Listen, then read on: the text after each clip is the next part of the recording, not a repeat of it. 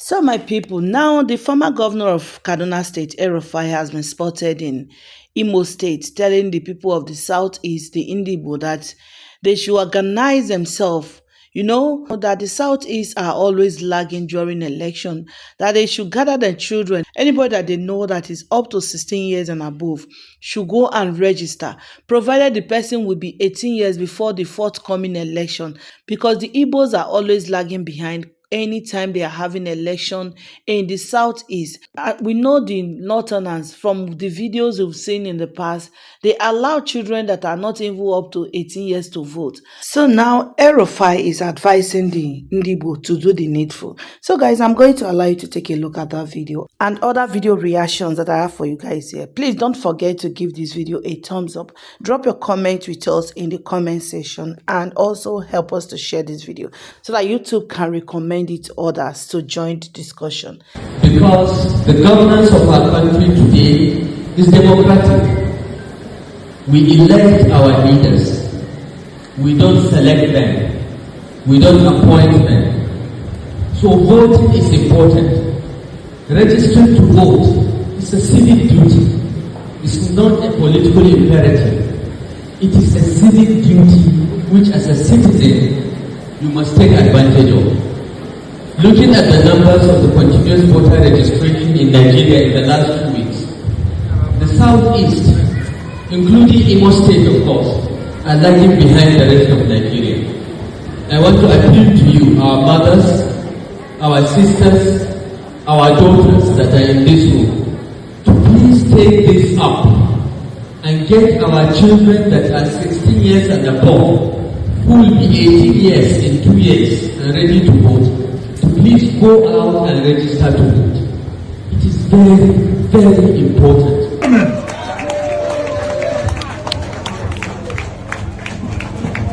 Thank you. Those days, I woke up and for the first time, probably not feeling well.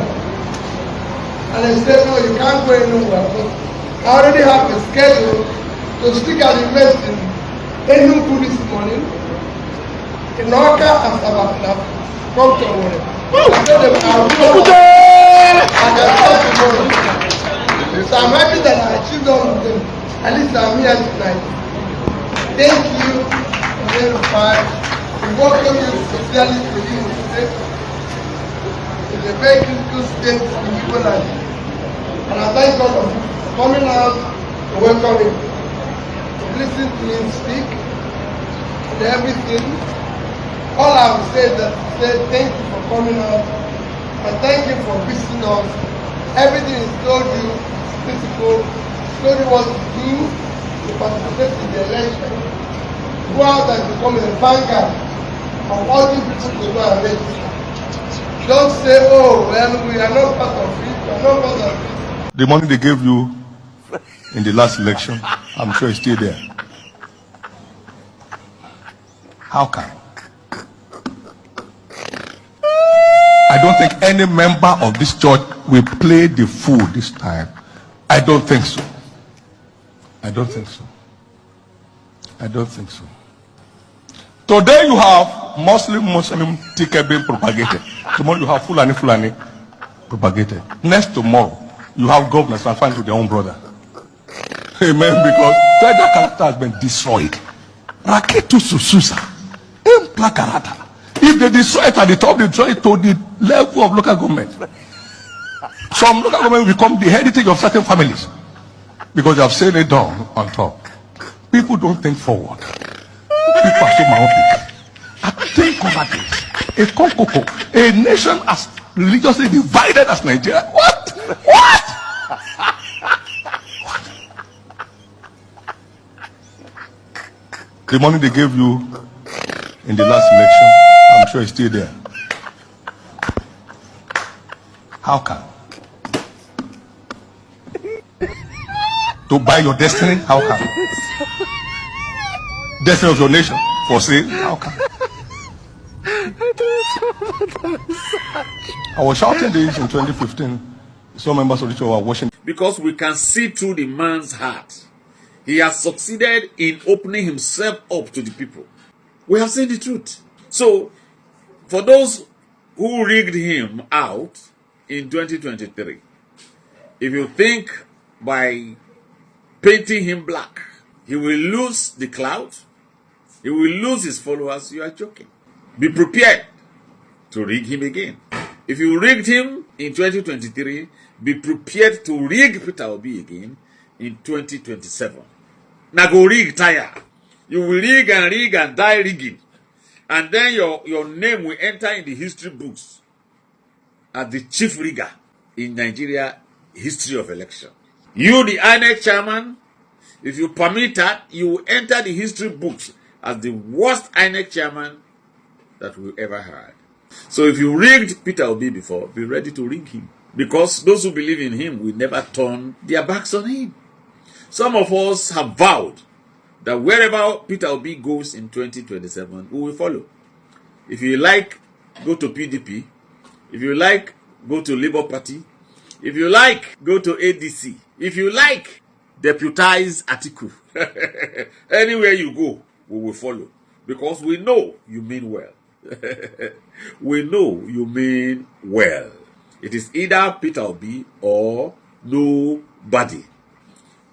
It doesn't matter the party that wins to their sides, all the governors. It doesn't matter. Who was the governor of Lagos State when Peter Obi won Lagos State in 2023? Was he a member of Labour Party? Who was minister of FCT when Peter Obi won the federal capital in 2023?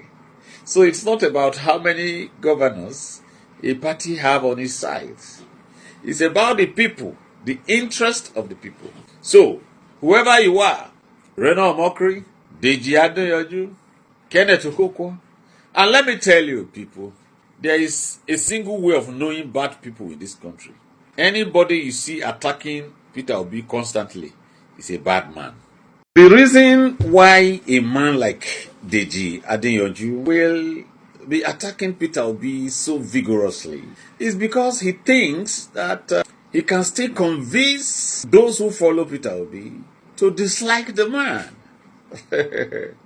Whether it is Reno Omokri, Kenneth Okonkwo, or Umahi, or Charles Soludo, anyone who speaks ill of Peter Obi, hoping that he could still be able to convince his followers to dislike him, is wasting his time. Because what they do not understand is that the kind of followership that Peter Obi gathers in Nigeria is cult followership. When I say cult, like members of the same cult who have entered into an oath of loyalty. You see, the lovers of Peter Obi are fanatical about Peter Obi. And there's nothing anybody says that can discourage us from following him. So many of us have declared that come 2027, wherever Peter Obi goes, there we go. So if you like, keep hating on him. It won't change a damn thing. I can assure you that those who voted for him in 2023 will still vote for him in 2027. If he pay you, go home transformer. We go still follow him. The only people who will not vote for Peter Obi are the tribal bigots, those who have collected money and will sell their votes, those who are benefiting from this corrupt system that we have now. Those are the three sets of people who will likely not vote for Peter Obi. But for us, the natural followers of Peter Obi, there is nothing anybody can do about it. So, they are attacking him, hoping, saying all manner of things, hoping that some of his followers can be convinced to dislike him. You are joking. Come out today and tell us Peter Obi used to be an armed robber. Nobody is going to believe you. Who they follow me? No, they misroad. I'm not mincing word. As long as the person consistently attacks Peter Obi, he is not a good person. You are hating a man that the people are loving. Not be witchcraft be that. The people are loving him. You are hating on him. And because of that, you have sustained a campaign of calumny against him. That is witchcraft. Not be only to fly for night, bewitch. You bewitch. Anybody When they hate on Peter Obi, they attack him. You be winch. Because that man did nobody any wrong. We have been able to see through him. That's why they are following him. From the east to the west to the north to the middle belt. From Edo State to Benue to Plateau to Anambra to Lagos to Abuja to Kaduna to Sokoto to Yobe. It is Peter Obi. So wherever you go, we will go. Wherever you go, we will follow. It doesn't matter. Even if you deputize somebody in 2027, we will still follow you go there. Because we know you will lead this country. So let those who are attacking you continue. The reason I say that maybe Peter Obi should have ignored them is that they are like birds or chicken pecking on the shell of a tortoise. You know how hard the shell of a tortoise is? We are not even hearing them. A chicken that is pecking on the shell of a tortoise, we only damage its beak. Because the back of a tortoise is very hard. So we, the obedience, we are the shell of a tortoise. Peck on us as you like. You cannot penetrate our shell. The relationship we have with Peter Obi is like the shell of a tortoise. Peck as long as you can. You can't reach our flesh. Statements or posting on X, Obi is always pretty quick to make his stance known about any given issue that's going on. But for someone who has been a mainstay in the media since running for president in 2023, he's also been subject to a number of critiques. Recently, there were allegations that Obi, also the two-term governor of Anambra State, was being targeted for trolling on social media. But how true is this really? So, joining us now is Dapo Adaramewa. He's a member of the Obedient Movement, which is a leading political support group for Mr. Obi. It's really good to have you here. And, you know, social media trolling is essentially the posting of deliberate, offensive content online to kind of get reactions out of people, stir up some sort of, you know, controversy. I would suspect that a lot of public figures should expect this kind of response, just because whether you're a celebrity, whether you're a politician or a leader, people will admire you, but you'll also naturally get some critique. So how are you thinking about this as someone, as part of this movement? How does Peter Obi kind of experience trolling, if at all? Well, thank you very much. Now, it is to be expected. People, and we do live in a free country in the sense that we have the freedom of speech and you can express yourself. And just because in the course of expressing yourself, you also must entertain the idea that you might offend somebody. That's part of a democratic process. Now, Mr. Obi himself has been a victim of trolling consistently. I think it only becomes a problem when people start to make false claims and false narratives, at which point it becomes defamation, which is protected by law. So if it's just normal critics of they don't agree with his opinions, that's perfectly fine. But when people start to make false accusation, it is very important to, you know, obviously clear your name. I'm sure none of us here would like somebody to constantly go online and make claims about things that happened when we all know they didn't happen. So like any other person, he has a right to, you know, even sue people to court if they are found wanting for defamation. Mm-hmm. And I'm just also curious as to what does that look like? Is it, you know, replies on Twitter? Is it Facebook? Like, where are you seeing the majority of this trolling as regards to Peter Obi? No. You see, Peter Obi himself is the most popular presidential candidate, arguably the most popular, the most relevant candidate in Nigeria today. And he doesn't shy away from the public. You see, usually politicians in Nigeria keep there's this air of superiority, right? And that's why people love him. He's constantly on Twitter Spaces. He's constantly going out there, meeting people in different meetings, in town halls, traveling around the country. We've seen videos of him up in the north, different areas, and he's engaging with people directly. So he's not afraid of people saying things particularly, but overwhelmingly, the reception for His Excellency Peter Obi has been absolutely fantastic. The people love him because the people recognize him to be the change that we need in this country. And, you know, in the past, Peter Obi has been called a social media candidate, kind of like what you said. How, you know, as a member of the Obedient Movement, how are you thinking about this characterization, especially in the context of what might happen in 2027? How are you guys using social media to position, what we might see in 2027. Yeah, I mean, the idea that he's a social media candidate was well played in 2023, and we all saw what happens at the polls, right? We had over 6 million votes, at least that's what they counted for us. We believe we got a lot more than that.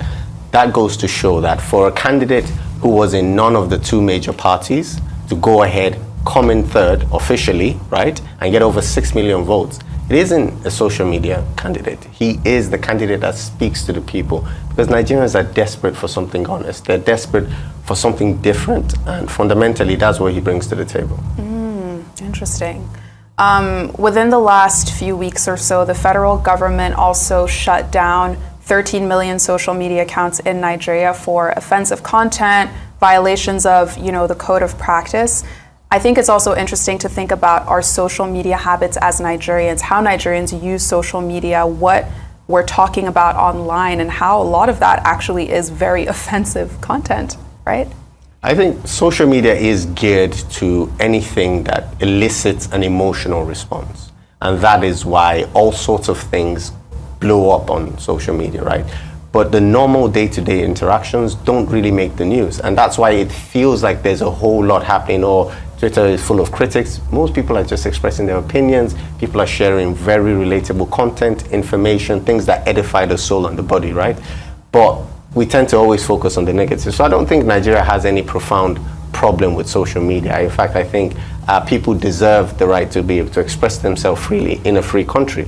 If anything, it's the laws around the use of social media that I worry about, the use of some of these acts to basically have people arrested. And we've seen it in the Twitter space, simply because they're checking power. They're asking fundamental questions about governance, about how the country is going, and people should have that right. And something you said earlier I found really interesting is just how available, I guess, you kind of characterized Peter Obi as making himself to the public.